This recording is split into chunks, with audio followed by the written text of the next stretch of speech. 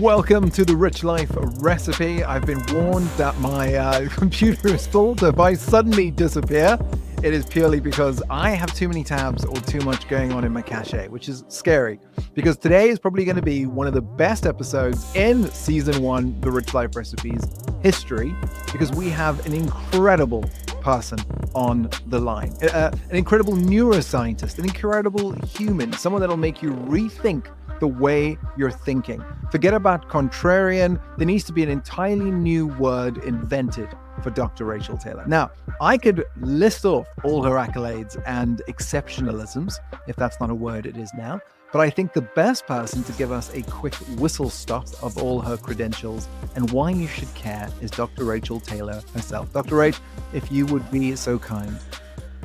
Oh my goodness, I don't know whether I can follow such a sparkling introduction. Yeah, a contrarian, I'm definitely that. So for all your viewers, all your followers, I have a PhD in cognitive neuroscience, but I also have quite a lot of qualification experience in molecular biology, particularly in researching how the environment really affects our genetics. I have a passion for atypicality. So if anybody, has any kind of neurodiversity, they're my favorite people. But I also tried to learn my way through any kind of crisis in my life, and I've had quite a lot. So I have teaching qualifications, personal training qualifications. I'm currently researching and developing sort of a psychological model using Dante's Inferno, which is something quite interesting. Which layer of hell are we in today? I think people could go through quite the transformative process with that. But underpinning it all is a genuine desire to, really support people to create that better world for themselves. And, my motto is, everything I do is because I want to create a better and kinder world, one brain at a time. And I remind myself of that daily. So, yeah. So I hope I followed you with as much information and people are not disappointed now I've actually spoken. Hardly, absolutely hardly. And of course, I'm joined with my regular co-host, the hostess with the mostess, Alicia Shiro. Alicia, is there anything you'd like to say just before we start the show? Happy to be here, of course, and looking forward to this exciting conversation. I have so many questions. And I think I was actually hoping you'd say that. That was a perfect layup. And the best way to start this is twofold. The first is the very short piece of me. One of the things Dr. Rachel said is how she has found a way to show the importance of environment. And I want to say in full transparency, as an ex-client or a current client or a client or a patient of Dr. Rachel's, I went through burnout just over a year ago, and I could not shake it, and I couldn't work my way out. And I spoke to a CBT and a doctor, and Dr. Rach and I jumped on a call. And at the end of the call, she said, "Do you remember the mantra that got you out of most of your problems when you got divorced?" And I recently got divorced again for the purpose of transparency in the storyline. And I said, yes, my mantra was, for things to change, I must change.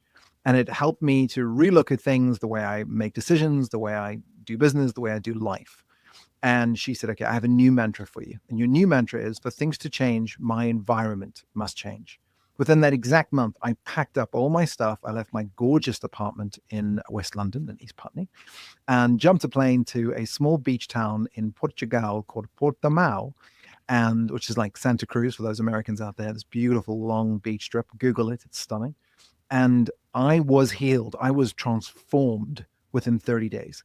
Everything. I got excited again. I felt life again. I felt energized. I would wake up and go, watch the sun come up from my balcony, then go for long walks on the beach strip. I would spend every night watching the sun go down and have sundown as non-alcoholic because I don't drink. And for proof of all of this, go to my Instagram, Jason Allen Scott, and you'll see images of me even learning to skateboard at the ripe old age of 49 with a bunch of kids and absolutely loving it. And this was all because of this one small idea of the importance of environment. So I thought, instead of starting the way we normally start, which is I ask questions, Alicia asks questions, we jump in, we'd go straight into Alicia because she's also obsessed with the brain, and treat her as a kind of non-atypical patient, client, person, and share some information with Dr. H and listen to how that works, and then perhaps end it with what she would do for the common man out there, not to say that you're common, trigger alert listeners, but for the average person, what they need to do to have an environment of a rich life, and then ask her herself what makes up her own rich life recipe. So without further ado, Alicia Shearer. Thank you, Jason. That was quite the synopsis. It is so extraordinary to just change your environment and everything else changes. That's such sound advice from Dr. Rachel. And I think for me, the most important thing with the brain is mindset. The older I get, the more I realize that we have to control the brain. And I think the more information we have about our brains, the more we're in control of ourselves. So I recently did a brain scan with the Amen Clinic because I was having all of this brain fog and just not being able to focus. And I was never diagnosed with ADD, but I definitely feel like it's something I have. And I feel like many people have that same, because we're so used to multitasking that we just think it's normal to lose. Like, I walk into a room and I forgot why I went in there. And I don't think that that's actually normal. So when I did have my brain scan done, the most enlightening thing about all of it was that, they're able to tell you, and look at this. I even got some great photos. They give you these, and then they show you like what's overactive and what's underactive. And I think the most enlightening thing for me was finding out the areas that are underactive and the areas that are overactive and what that means. So specifically, if I go back and look in my notes here, I don't want to misquote anything. So I'm going to do the official research here. So initially, they told me that my left side was overactive. And what was so interesting about that is that causes anger and irritability. And I'm looking to you to say if you concur. But what I've noticed is, I would make the excuse, well, I'm Italian and we fly off the handle. So, but now I can actually explain it. It's not me, it's my brain. It just, it gets angered very easily. So that was so interesting to me. And then the other interesting thing was I have low activity in the baby brain. And they say that can be caused from brain trauma, toxic exposure, any of those things. And then the doctor kept asking me, had I ever experienced any brain trauma, like car accident or whatever? And there's nothing I can recall that would have caused that. So then he brought up alcohol. And, not that I'm an alcoholic or anything, but I did hit the bottle quite a bit back in the day. And so they can see that on the brain. So needless to say, I do not drink anymore. So all of that, in a nutshell, was very enlightening and just got me so fascinated with the brain. So that's why I'm super excited to have you here today. Well, the brain is like, it's both my favorite thing and my most hated thing. It's like I have a love-hate relationship with the brain, and I think everybody does. And one of the first things that I generally tell people, your brain is not your friend. Its only job is to keep you alive. That's the sort of, bench line. Is this person still alive? And because it's really high energy, it's not really gauge if you're alive, that no matter what you've done that day, it's helped keep you alive. So therefore, it's good to do that thing again. That's how we get into sort of the habitual living. And that's how, even when people do things that we know from a health and behavior perspective is not good, if you are still alive, then your brain kind of thinks it's okay to do it. And another thing that really shocks people, I'm going to say it, like, really? It's like your brain doesn't care if you're happy or not. There's no such thing as the happy brain. The thing that the brain wants to do is to function in the most energy efficient way and just to keep you alive. That's it. And this really sort of bothers some people because it's like, well, why does it not want us to be happy? Surely. And this sort of ties into, the whole premise of what we're talking about on your podcast. Surely if I'm happy, that leads to the rich life. Surely. Well, happiness isn't a brain function. Happiness is a social construction, for one. So, we have to keep that in mind. But it's really interesting as well. You have had, a brain scan. We still know relatively little about brain function and what, every bit definitively does. So it's kind of, we cannot say verbatim that overactivity definitely means that. But what you can say, because this is something I want to get across to your viewers, is that you are the expert on you. No one else can tell you about your experience and what you're feeling and what that means. So you can look at that and you can sort of correlate and say, well, that makes sense to me because that is how I feel, and that definitely makes sense in terms of what my strengths are, what my perceived weaknesses might be. But then somebody else could have exactly the same thing and put a different name on it because that's how they describe it as well. So this is why it's like sort of, both my greatest passion, and I'll probably say passion in terms of suffering, as well as a normal definition of passion, and that is something really good. Because it's literally a minefield of, investigation and curiosity and working with people and listening to people and making sense of their experiences, so their story, and see how that then correlates to, as you say, which parts of the brain is working the most, which parts of the brain is working the least. And I just wanted to mention about sort of your alcohol, sort of, the sort of marks of that in the brain, is that anybody who has any kind of alcohol at any time in their life, your protein synthesis in your brain changes forever. It never goes back. Never ever goes back. So you can't reverse the damage. No, you can make your brain healthy, but your proteins will never synthesize exactly the same. And it's still relatively socially acceptable to drink responsibly. Now, the really interesting thing about that, drink responsibly, is that the whole premise of alcohol is what it does is destroy synapses. So it destroys the ability for the brain to communicate with different parts of the brain.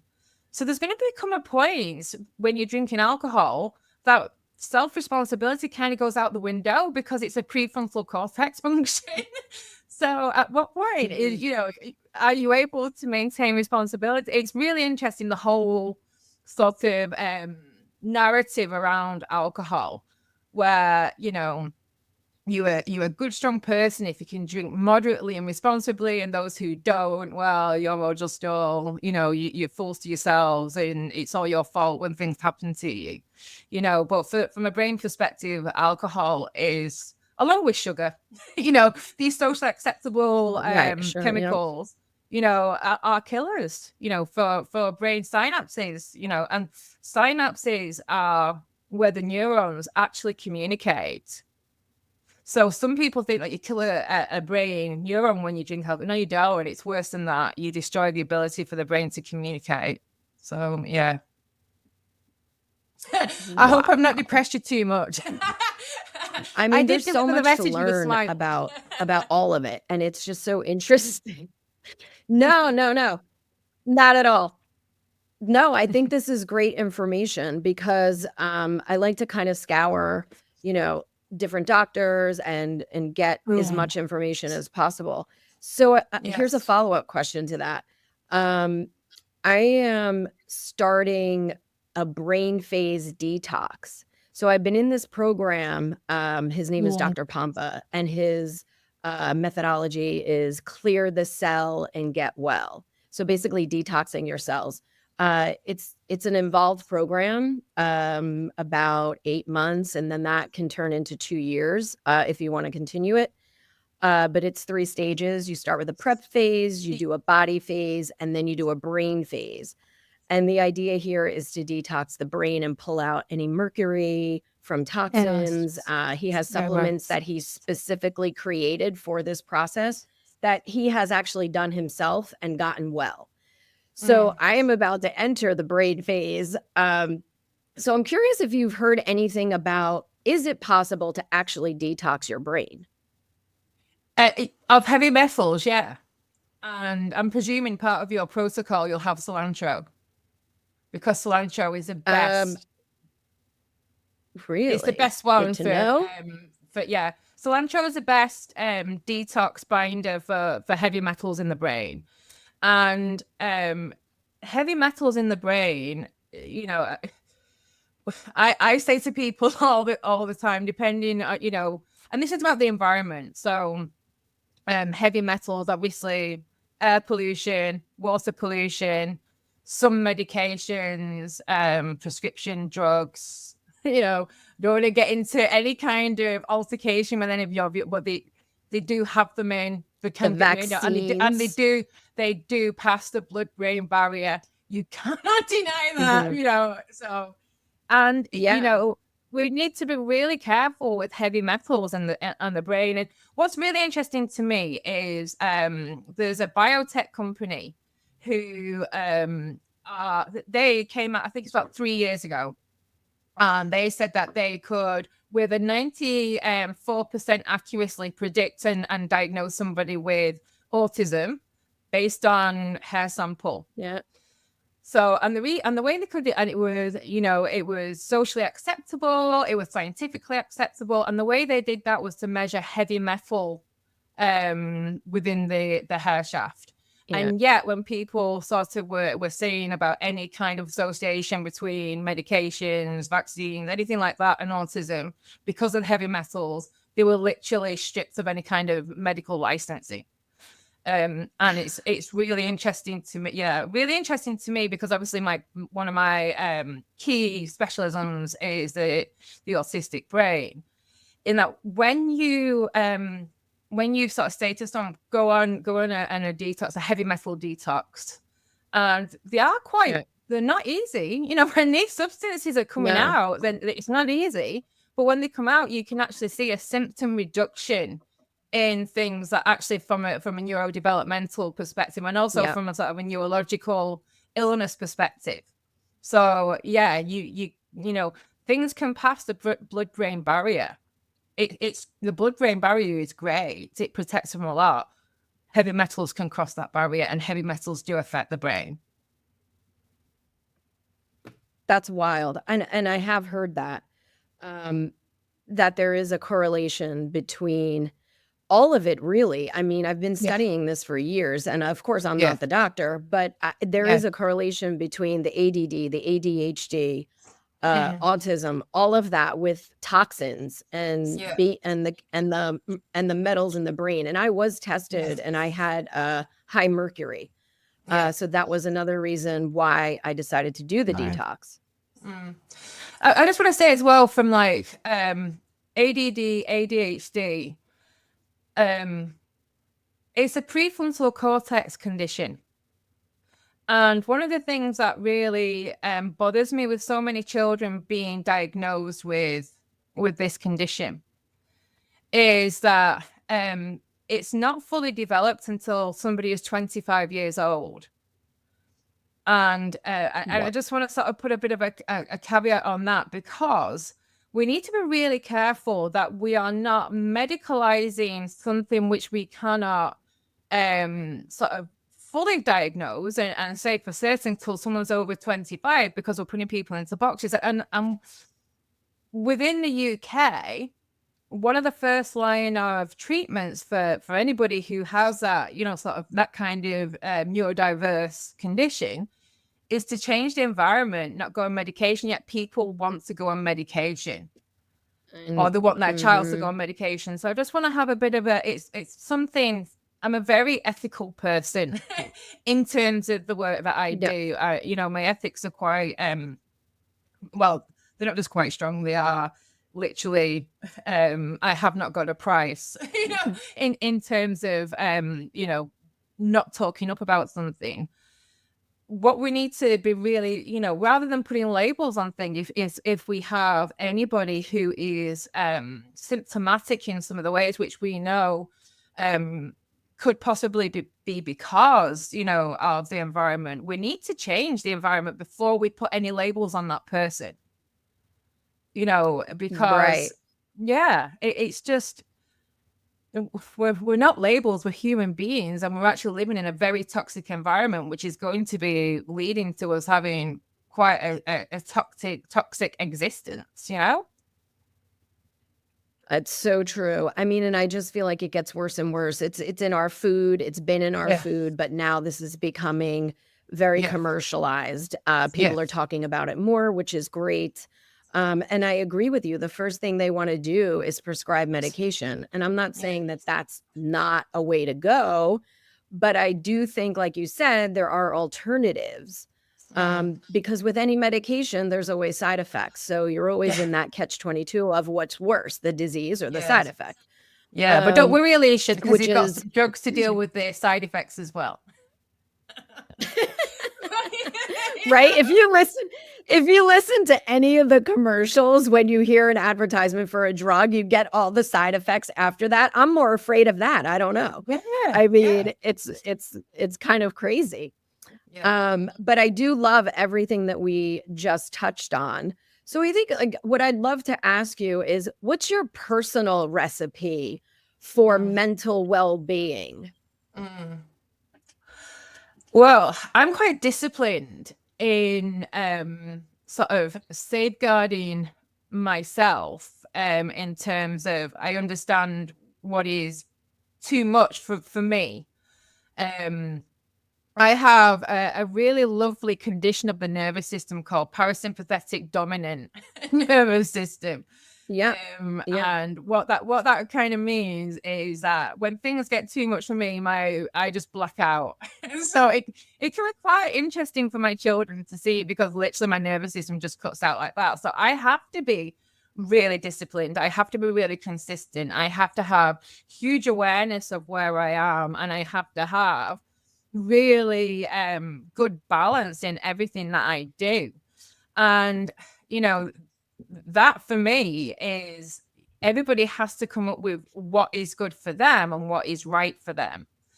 You know, I have to do high impact physical exercise every single day to help generate enough cortisol and adrenaline to keep my nervous system going, which possibly is the opposite to most people who are in burnout, who need to reduce their levels of cortisol and adrenaline. And this is what I'm saying. It's you know, for people to look at, you know, people's personal recipe, that what I want people to sort of understand is that what's good for one person isn't necessarily good for you. So the personal recipe is for you to connect with yourself and actually, is this going to support me to get to where I want to get to, or is it going to hinder me and send me back in an opposite direction? And that's something that I do every single day. How is this going to help me? How is it going to? And some days you just think, you know, I've had enough of trying to keep well. It's a bit of a full-time job, you know, so I don't want to do that today. I'm just thinking about it too much. And that's okay as well. We want to aim for about an 80%, you know, consistency rate in you know, in doing something, you know, that's good for us, you know, because life happens. I don't want people to think, oh, I've got to do this every single day. Consistency really is about 80% of your time, you know, just so that people don't feel overwhelmed with it, because that is as bad as, you know, not doing anything at all, isn't it? It is a time commitment for sure, and a lifestyle. That's what I've learned. And it's not easy. It's definitely discipline, because there's a lot of days where I don't feel like taking 20 vitamins. Oh God, yeah. I know. You're looking at it, it's like a punishment, not anything good, isn't it? I know. But the good news is I do feel better. I feel a massive difference. So something is working. And I think that's really the true tell, right? How do you feel? Like I've been with 100 different doctors, all saying different things, and I'm like a guinea pig. I'll try anything. But if the result doesn't get me to feeling better, then at the end of the day, whatever I'm doing, I need to move on and try something else. So it's trial by fire, basically. Yeah.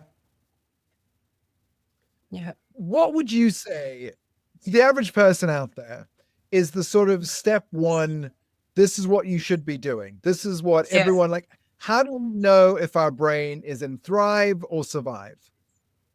Yeah, well, it's not so much the brain that's in thrive or survive. It's like it's the impact on the rest of this the system. It's sort of how aware you are of what you are doing every single day. The more you zone out, the more that you think, how have we got here? The more that you don't actually feel any kind of joy or connection or interest in what you're doing. That's how you know that you're not doing the right thing and that you might possibly need to do something else. And also something that's really key, not many people even think about, is how much you want to go outside. We need UV light. We need it. It's almost That's like so true. it makes me think of the Lorax, like Mr. O'Hare, like, oh, what can we package that's free for everybody and sell it to them and convince them? He's like, go outside, get some UV light, and that automatically makes your brain in a better place than it was before you go out of it. But how many people go outside first thing in the morning? And it's really interesting to me is that there's so many things that are free. And Daisy, you all know this because often I was like, you need to do this, you need to do this, and it's literally, it doesn't cost anything. You just have to go out. And we have been conditioned in our society that if we're not paying big money for something, then it's not going to work or it's not going to be good for us. And it's really interesting that the things that we need to do for our basic well-being before we can actually think, is there anything else wrong? We have to, am I hydrated enough? Have I had enough sunshine? Have I laughed with a friend? Have I had any playtime? Have I done anything that's actually made me lose all concept of time and have just been in flow? All these things don't cost anything, but if we don't do them, then we're not going to thrive. We are going to be unwell. And we are going to really not understand who we are as a human being. I think one of the key questions that we should be asking ourselves is, how human have I been today? That should be a journal question for everybody. How human have I been today? What's a human? Well, we're wired for connection. We're wired for going down to the forum and having philosophical discussions about things that might not even exist. That's what made our species of human being actually become the number one, in that we have the ability to believe in magic and believe in things that don't exist. But how much are we sort of trained out of that magical thinking? And how is our daily structure made so that we're not connecting with people? We're not being human. We're actually being inhuman. So for everybody, it's like the one thing that we should be asking ourselves before we go to bed is, how human was I today? And the first thing we should be asking ourselves in the morning is, how am I going to be human today? And then we can negate everything else, really. Nothing else really matters after that. And I think that's something everyone, and it's something everyone can do, right? Like you said, it's an easy mantra. It's an easy prompt for our own sort of organic AI. How human have I been today? How human can I be today when you start your day? Can I connect with my neighbor? Can I connect with one human being? Can I have a conversation that connects with me? Can I do something physical? Can I breathe in good oxygen? Can I look at the sun?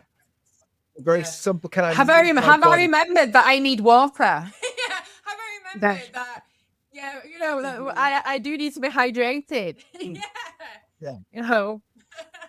He says, realizing he hasn't drank anything today, and this bottle is completely full. So I wasn't meaning to shame. There was no shame. It was just because we did. What we're busy with. What exactly are we busy with? We're busy with trying to get that pat on the head and that validation from someone else that we're okay, because we don't feel valued anymore by anybody, because we don't know what value is anymore. And that for me is something that is a life lesson that needs learning. When we don't have that connection with other human beings, we get a bit, and this will interest you, Alicia. If you're interested in the brain, the minute that we don't feel we belong, we don't feel respected, we don't feel like we matter, we get a stress response that we cannot control. We cannot. This is not something we can opt out of. This is not something you can meditate out of or mantra out of. This is something that we get in the basal ganglia, one of the most ancient parts of the brain. And it sends a stress response because what it's wanting to tell us, a high alert, it's like, you're not part of a group. Something might happen to you because it's a life and death situation if you are not part of a group. You need to find value. You need to find belonging. And that's what everybody's trying to search for. I'm looking in the wrong place, I think. That's eye-opening stuff, isn't it? Yeah. And I've got to say, like, I'm guilty of that. Like, I find, because I seem to work best in a bubble of solitude, right? It's just me. Yeah. I get on with my stuff. I get my stuff done. I feel better. But I can easily fall into what the kids now call monk mode, where I sort of try and get all my needs met by myself without connecting to anyone, anywhere. Or very, very small what I am doing. What about yourself, Alicia? Do you find, as a solo founder, someone that runs your own business? And I think you and I have that in common, especially as a solopreneur. You're used to going it alone. Yeah. And, it's like they say, it's lonely at the top, but it can really have that effect. And I think I've felt exactly what you're talking about. When you don't have anyone in your immediate circle that you work with, maybe an employee or something, but most people are remote these days. So I think for all the listeners out there, this is a real life lesson. And to try to get connected to a group that you feel that kinship with is super important to a healthy life. Yeah. And this is it. It's like, it's not just because you're sort of, you're a solo founder and you're the one that, that's doing everything. We have very strong narrative in our public domain in the West, especially for women. Should we not all be independent, right? Should we not be asking anybody for anything because we'll do it all ourselves? I've upset many of the feminists when I've said women can't have it all. Right. Honestly, I agree with that. They actually come for me, and I'm like, why would anybody want it all? And then in the next breath, it's like, to bring up a child, you need a village. Not just to bring up a child, you need a village. To be a human being, you need a village. We need to find our villages. That's what we need to do. That's such sage advice there. It's true. We do need a village. And I think that's just such a great recipe for health, especially because there's scientific facts around it, that the brain really does react to that. Yeah. And I think when people can't understand why their behavior is a certain way, that's what I'm most interested in, is why, the why, and the connection to all of that. And I think to have a healthy, rich life, you have to connect those dots and figure out what that is. Yeah, you definitely need to have a tribe. You definitely need to find your people. And, and this will be the oxymoron for what I've just said, is that it's okay to not be with the people who are not your people. It's okay not to be with the toxic people who don't support you. It's okay to not be with the people who try to bring you down, try to disrespect you. It's okay to say that, as long as you are still going to go out and find where your people are. Or even put an advert out. I've thought about doing this often, and like put an advert out and say, looking for this kind of person. Now, I'm quite unique. So, maybe I just need to say, are you unique and struggle to, then come find me? Or, what do I need? Well, what makes a good group? You need the kind person. You need the person who's good at X, Y, or Z. You even need the person who is like, the ER of the group, who can actually say, well, everything is not always that great, but you don't want them to be too ER, but you want them to be ER enough. So you need to look and think, what needs to make my group dynamic as it definitely can be. and start auditioning for those parts, start getting those people to come in. But equally, like you say, it's okay not to have the people who are not going to make your life more enriched because they're not your people. And it's okay that we don't all like the same. That's okay as well. We shouldn't take that personally. We should actually take that as a sign that we're doing something right because we're living authentically and we're being true to us. We're living in our integrity, and it's okay to recognize that not everybody's going to like us, but in recognizing it, just understand you're going to get that stress response that you're going to have to cope with, and that's okay as well, because we should be connected and listening to the warning signals that our brain is sending out to us. That is so true. And I think everybody operates on a certain frequency. And when you're around someone who may be operating at a lower negative frequency, you can literally feel it. And I think you're right. Those people, they may be unavoidable. Maybe they're family, maybe they're, friends, but, small doses. That's what I say. Limit your exposure. Limit your exposure is definitely the rule of thumb with that one.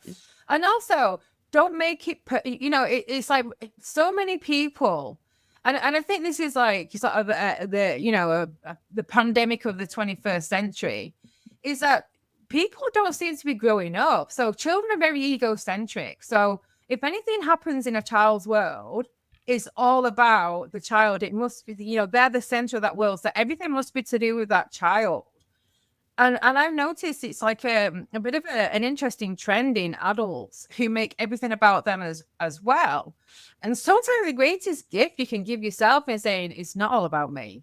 It really isn't. It's not all about me. I'm nothing to do with what that person is saying about me. I don't know what kind of day they've had. I don't know what kind of life they've had. I don't know where they're coming from. But here you go. You can just hand it back to that person and say, this is nothing to do with me. I am not the center of your world. And I'm going to respect that. And I'm just going to just completely discount everything that you're saying. And I think that's a really good bit of advice is that, it's not sort of a derogatory thing or to put people down, to say it's not all about you. But is that not the greatest freeing gift you can give yourself, saying it's not all about you? It's not all about me. That was one of the greatest lessons that I learned. It's not all about me. And I was like, thank God, because I don't need to put their issues right now. I don't need to deal with their tantrum. I don't need to deal with their nastiness because it's not all about me. As that famous Turkish expression says, not my circus, not my monkey. But this is something really interesting. It would be good to get your guys' take on this. So when I go out in the public domain, I'm not going as Dr. Rachel.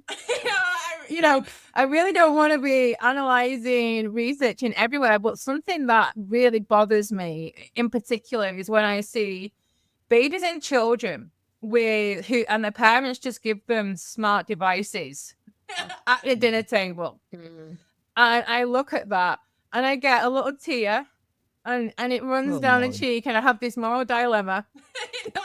I'm out just as me.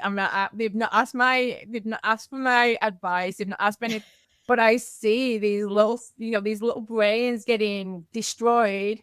And my partner says to me, well, not your baby, not your problem. And but I'm a neuroscientist. Everybody's brain is my problem. There's a great quote by Dostoevsky that I always think about in that. Love him. Yeah. Here it is for those people who don't know him. Check him out. He says, "It takes something more than intelligence to act intelligently." Oh, it does. It does. It really does. It really does. It takes that, this like everybody's on their journey, man. Everybody's on their own journey, man. And part of your journey is like it's not all about you. It's not all about Absolutely. Well, as we finish, we're gonna finish on a quick rich life recipe. What is your personal recipe to a rich life? And when we say a rich life, we're looking at three key indicators. We're looking at health, wealth, and wisdom. Yeah. Well, my recipe is to always connect with myself for my health and not to listen to anybody else, because I'm the expert on me. Mm. Wealth, a really key lesson, value exchange. It's not always about the money, but you have to have value exchange if you are doing anything with anybody, because if your value is not high enough, they're not going to value what you've got to give them anyway. And you also need to value the other person because they need to feel that appreciation as well.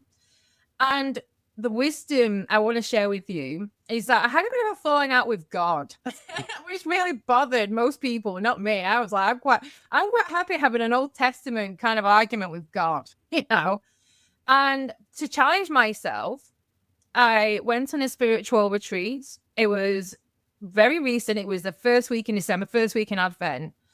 And I was, we had a spiritual guide, and I said to her, I've really tried to be good. I've tried to improve the world. I've tried to do everything, but I feel I'm constantly punished by God. I feel like nothing's ever good enough.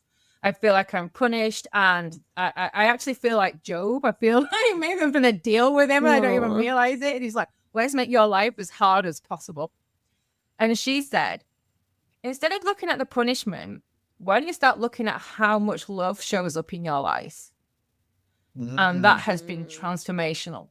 That has been transformational in a huge way. And I'm getting quite emotional talking about that. And for me, it's like, it's a nice arc really for what you were saying at the beginning, Alicia, of mindset. Don't focus on the punishment. Don't focus on the bad. Focus on where the good shows up in life, because then that will keep you going.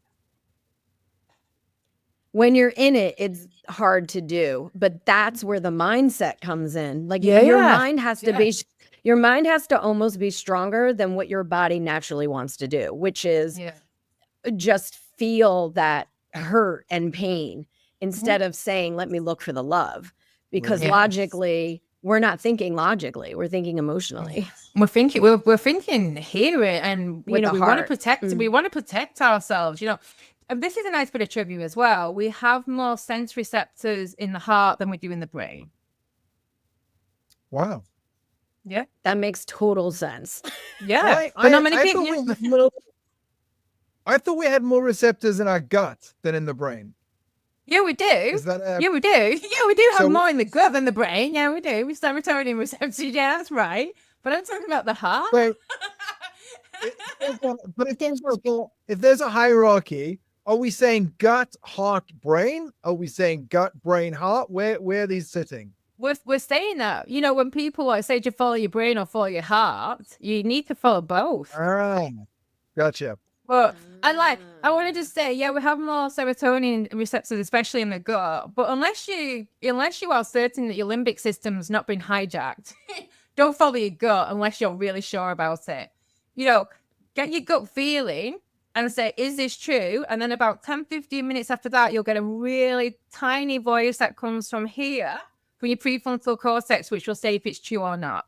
So do that. Yeah. Really? But heart and brain together. We should be asking the heart for its advice as well as using the brain. Love that. As we end this, what is your number one advice? What is your recipe to our listeners, to our viewers? And by the way, if you are listening to this, definitely go check out the YouTube, because you get to see Alicia's brain as an image. And brace yourself. Who aren't watching, if you ever show anything to the screen, remind them that you're showing something to the screen. What is your advice? What is your final piece? If you could give one piece of advice that outlives you, what would it be for a rich life? Yeah, only compete with yourself every day. Compare with who you were yesterday and think, I want to be a bit better. I love that. Awesome. Love it. That's really good. Alicia, what did you get? What was your best takeaway from today's episode before we close up shop? I got so many golden nuggets here. I think the most important, I love the idea of getting outside, because that's something that, I get so busy and I tend to do it at the end of the day when I should be doing it earlier in the day. So I think that was one. And then the second thing was, just because it's expensive doesn't make it better. Oh, So love that. yeah, so I think that's another, because, whether it's a doctor or, a new program or whatever it is, that was eye-opening. And then I think the last thing you just said is looking for the love and not, focusing on the love. I love that. That's really good. Well, with that, listeners and viewers, thank you so much for tuning in, for listening, for taking notes. As you can hear from both Alicia and I, there's so much in that. Of course, there'll be show notes. Of course, you can go to our website, therichliferecipe.com, to check if you missed anything. To find out more about Dr. Rachel Taylor, where can they do that, Dr. H? How do they connect with you? More personal time. Well, this is really interesting because I decided sort of late last year to stop all online contributions because it's bad for the brain. But people can still find my I have kept there's quite a lot of knowledge and wisdom on Substack. So you'll find me at Dr. Rachel Taylor on Substack. But watch this space. I'm wanting to develop a newspaper, then people can actually subscribe and get it in print, and their brain will absorb that knowledge more than seeing stuff online. So yeah, I'm turning into a Luddite. I'm blown away by that. Not a technician. I mean, you're walking the walk. I have so much more to say, but we're out of time. We'll have to do our runner-up episode.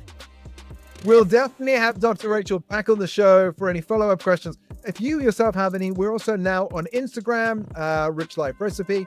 We're both on X and we're on LinkedIn. So make sure to check us out and ask your questions there. And we'll bring Dr. H back so that we can answer some of your personal questions, so that you get the richest life possible from the recipes which we share here on the show. Till next time, so buona. Thank you, Dr. Rachel. It was a pleasure. Thank you for having me. Thank you. If you love this episode, make sure to subscribe so you never miss your weekly fix. New episodes are released every Wednesday. And if you think this podcast could help someone in your life build their own rich life recipe, please make sure to share this with them too. Hi, I'm Jason Onscott. You may recognize me from such podcasts as, well, the one you were just listening to. I've done a bunch of podcasts. In fact, I'm the first person ever to not sell one show, but sell two, to find over 20 ways to promote a show, to get more listeners. I've also found over 30 ways to make money from my podcast. It was at this stage that so many people came to me and asked me one question: how? How do you make money from a podcast? Which blew my mind, because I kind of accepted that everyone was making money from a podcast, or why were they starting a podcast? But here's the trick. There's a formula that I found out back in 2015, and I've tested on people over and over and over again, to finally finding out that there's one recipe, just like the Rich Life Recipe, a recipe to success. For the first time ever, we have a course that has everything in it: how to start a podcast, how to grow a podcast, how to promote a podcast, and how to profit from a podcast. I've done it in multiple podcast types, from lifestyle to business to financial to crypto. So this is your chance. And because you've come this far, I'd love to give you a gift. If you use the coupon code LISTENER, you will get 20% off. What I'd love you to do is go to the link podcastingforbusiness.co and open the gate and meet me on the other side.